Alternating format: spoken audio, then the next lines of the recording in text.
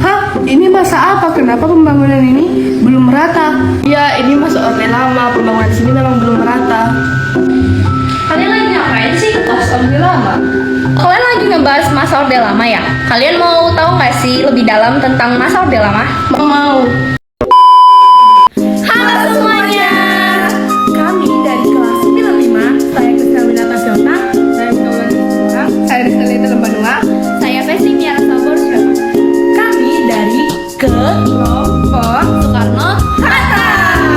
Jadi, masa Orde Lama adalah sebutan untuk masa pemerintahan Presiden Soekarno yang berlangsung di antara 1945 hingga 1966.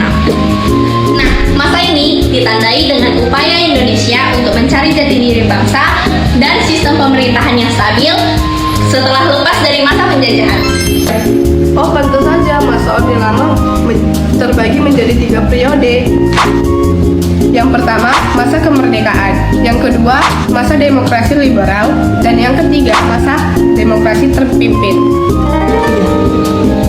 Nah, jadi pada pembangunan politik, dinamika politik masih sangat tinggi karena Indonesia berganti-ganti sistem pemerintahan.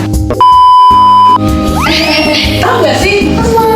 Nah, di demokrasi liberal terjadinya Undang-Undang Dasar sementara 1950 yang dimana ciri khas utama dari masa itu adalah pergantian kabinet.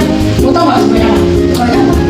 Sebelum kabinet Soekarno berganti dan itu dalam waktu yang singkat, sehingga capaian Soekarno kala itu adalah terjalinnya pemilu pada tahun 1955, yaitu memilih kabinet Soekarno yang udah menjalin sebanyak 2 kali.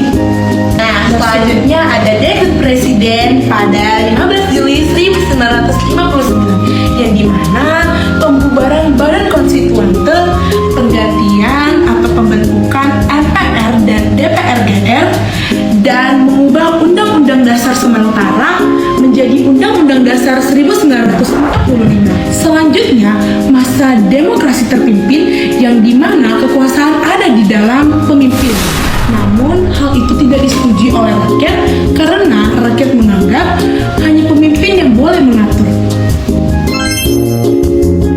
Nah, pada masa ekonomi, Orde Lama tidak stabil karena proyek dan kedaulatan. Salah satunya yaitu yang pertama, Gunting Syafruddin, yang kedua, sistem ekonomi, dan yang ketiga, proyek Mensuswa. Jadi, di era demokrasi terpimpin, Soekarno membangun proyek-proyek besar di Indonesia untuk menunjukkan kehebatan Indonesia di mata dunia, seperti GBK, Monas, Jembatan Semanggi, dan Hotel Indonesia. Nah, dampak negatif pada proyek Mercusuar adalah memakan banyak biaya besar pada masa akhir Orde Lama.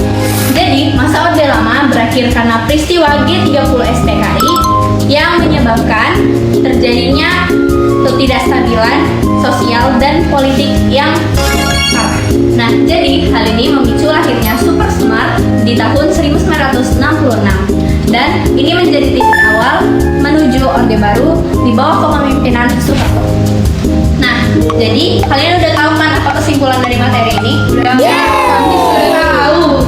Intinya, makna dari pembangunan pada masa Orde Lama belum merata karena pemerintahannya masih fokus pada membangun politik negara. Sekian video dari kami. Bila kami ada kesalahan, kami mohon maaf. Sekian dari kami.